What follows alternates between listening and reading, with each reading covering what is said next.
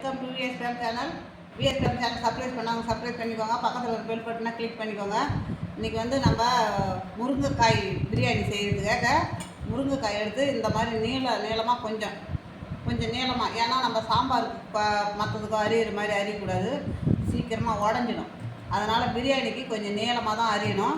இதை நல்லா அரிஞ்சு எடுத்து அலசி எடுத்துன்னு வந்துட்டேன். இப்போ இதுக்கு தேவையான மிளகாத்தூளை போட்டுக்கலாம். தனி மிளகாத்தூள் போட்டுக்கலாம். இப்போ தயிரை ஊற்றிக்கலாங்க. இதுக்கு தயிர் ஒரு 200 தயிர் எடுத்துருக்குறேன். இந்த மசாலாவெலாம் 1 மணி நேரம் ஊறணுங்க. தயிர், இப்போ மஞ்சத்தூள்,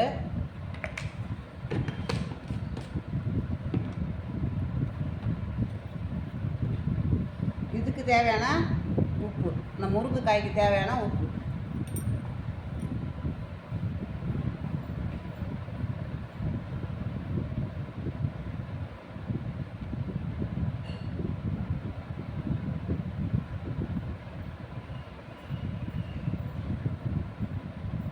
அதுக்கு தேவையான உப்பு போட்டாச்சு. காஷ்மீர் சில்லி கொஞ்சம் போட்டுக்கலாம் colour. Kashmir chilli 1 spoon, 2 spoon. இப்போ நம்ம எலுமிச்சம்பழத்தை புழிஞ்சிக்கலாங்க. எலுமிச்சம்பழம் புழிஞ்சு விட்டால் தான் அந்த புளிப்பு, தயிர் புளிப்பு ஒரு பக்கம் இருந்தாலும் எலுமிச்சம்பழம் புளிப்பு தான் முக்கியமாக வேணும். அப்போ தான் அது வந்து நல்லா உரைக்கும். போயிட்டு அந்த காய் 1 மணி நேரம் ஊறணும் இந்த மசாலாவில்.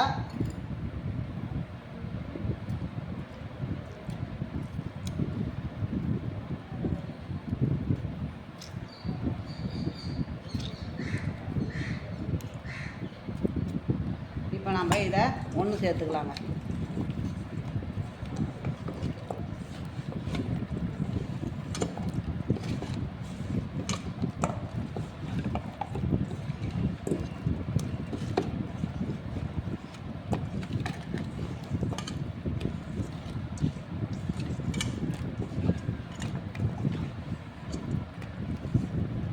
காய், தயிர் எல்லாமே இப்போ இது ஒன்றா ஊறணுங்க. நல்லா ஊறணும். 1 மணி நேரம் ஊறினா தான் இந்த மசாலா பூரா முருங்கைக்காயில் போய் இறங்கும். இது அப்படியே இருக்கட்டும். அப்புறம் நம்ம பிரியாணிக்கு தேவையானதெல்லாம் ரெடி பண்ணிக்கலாம். கடாய் வச்சுட்டுங்க, எண்ணெய் ஊற்றிக்கலாம். அதுக்கு தேவையான எண்ணெயை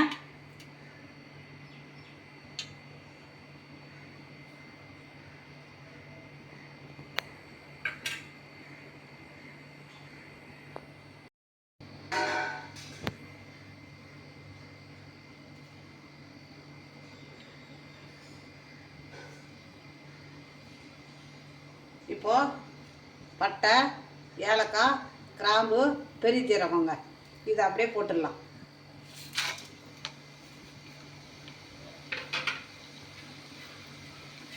பொரியட்டும்.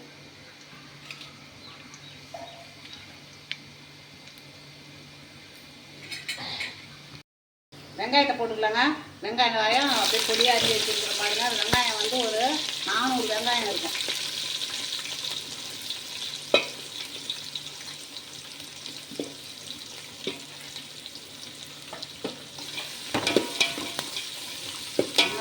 நல்லா வதங்கணும்.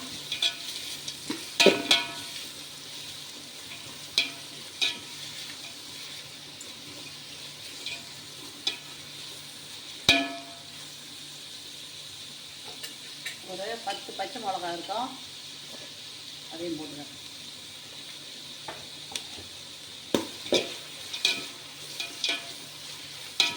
வெங்காயம் நல்லா கலர் மாறணுங்க.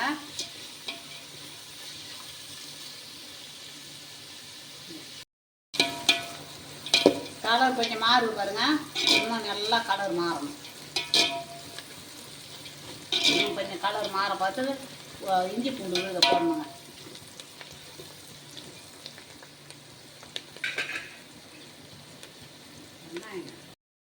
இஞ்சி பூண்டு இதை போட்டுடலாங்க.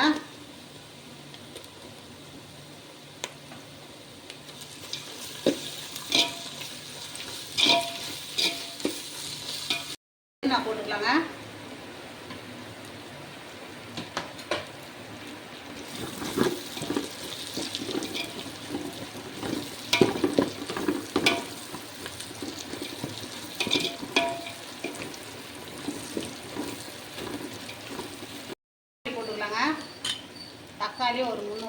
எடுத்து பொடியாக அரிஞ்சிருக்கிறேன்.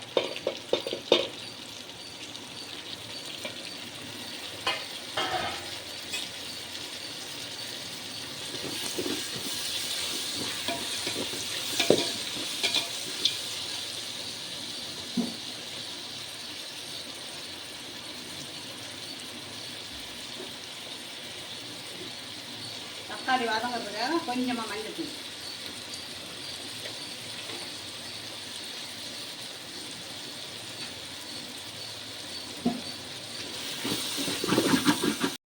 பிரியாணிக்கு தேவையான உப்புங்க. தயிருங்க. இப்போ முருங்கைக்காய் மசாலாவில் ஒரு 200 தயிர். இப்போ நம்ம இதில் ஒரு 200 தயிர்.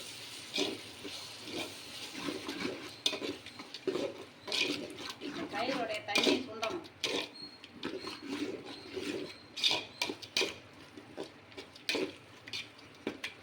நல்லா சுண்டணுங்க.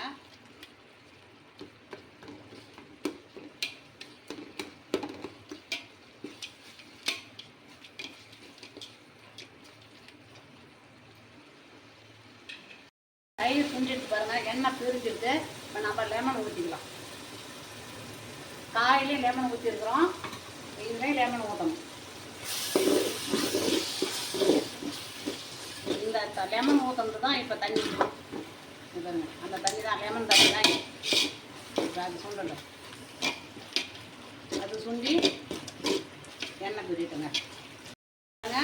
எண்ணெய் பிரிஞ்சிட்டு அந்த லெமன் தண்ணி சுருண்டு போச்சு. இப்போ நாம் முருங்கைக்காயை போட்டுக்கலாம். முருங்கைக்காய் 1 மணி நேரம் மசாலாவில் ஊற்றி பாருங்கள், அதை போட்டுக்கலாம்.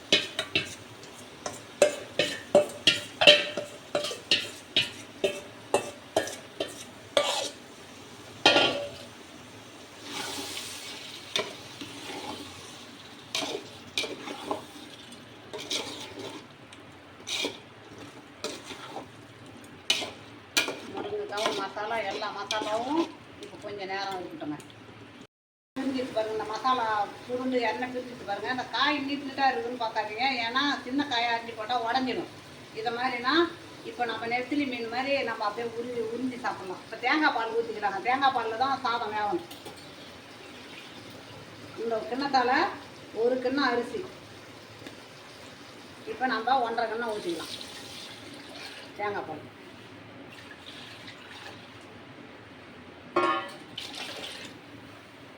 அவ்வளோதாங்க.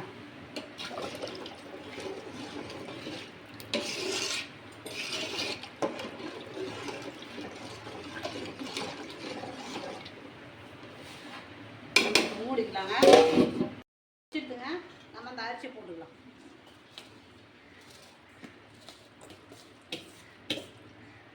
ஒன்றுக்கு 1 போட்டோம் இல்லையா, தேங்காய் பால் தானே ஊற்றிக்கிறோம். தேங்காய் பால் தான் என்னன்னா நம்ம 1 கிண்ணம் அரிசி எடுக்கிறோன்னா அதுக்கு 1 தேங்காய் பால், ஒரு தேங்காய் எடுத்து பால் எடுத்துக்கணும். மொதல் பால் 2வது பால் எடுத்துக்கணும்.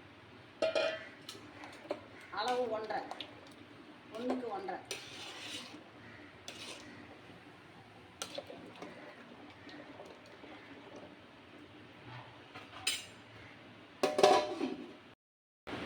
கொதிக்கிட்டு பாருங்க.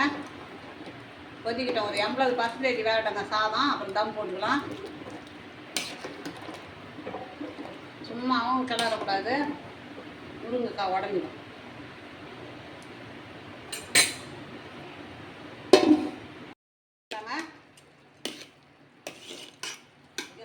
போட்டு அப்படியே 20 நிமிஷம் எடுத்துக்கலாம்.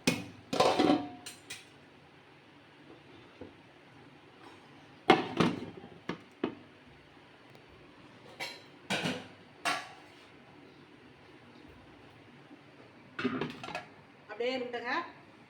இது அடுப்பாக இருந்தால் நெருப்பு போட்டு தம் போடலாம். கேஸ் அதனால தான் அப்படி தம் போட்டேன். ரொம்ப லோவாக சிம்மில் வச்சுட்டு போட்டாச்சு. 20 நிமிஷம் ஆகட்டுங்க. 20 நிமிஷம் ஆன உடனே அப்புறம் எடுத்து பார்க்கலாம். வாங்க இப்போ எடுத்து பார்க்கலாங்க. 20 நிமிஷம் முடிஞ்சிடுது. நம்ம எடுத்து பார்க்கலாம் வாங்க.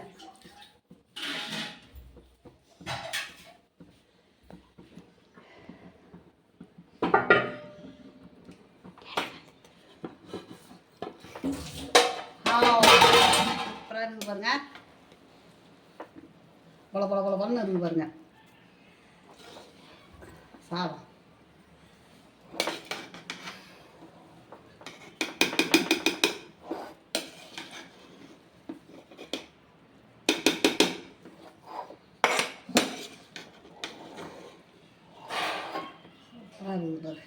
அவ்வளோதாங்க, முருங்கைக்காய் பிரியாணி ரெடிங்க. அதுக்கு ஆனியன் தொட்டுக்க வச்சுருக்கிறேன். இதே மாதிரி நீங்களும் செய்து பாருங்கள். பிடிச்சிருந்ததுன்னா எனக்கு லைக் பண்ணுங்கள், கமெண்ட் பண்ணுங்கள், சப்ஸ்கிரைப் பண்ணுங்கள்.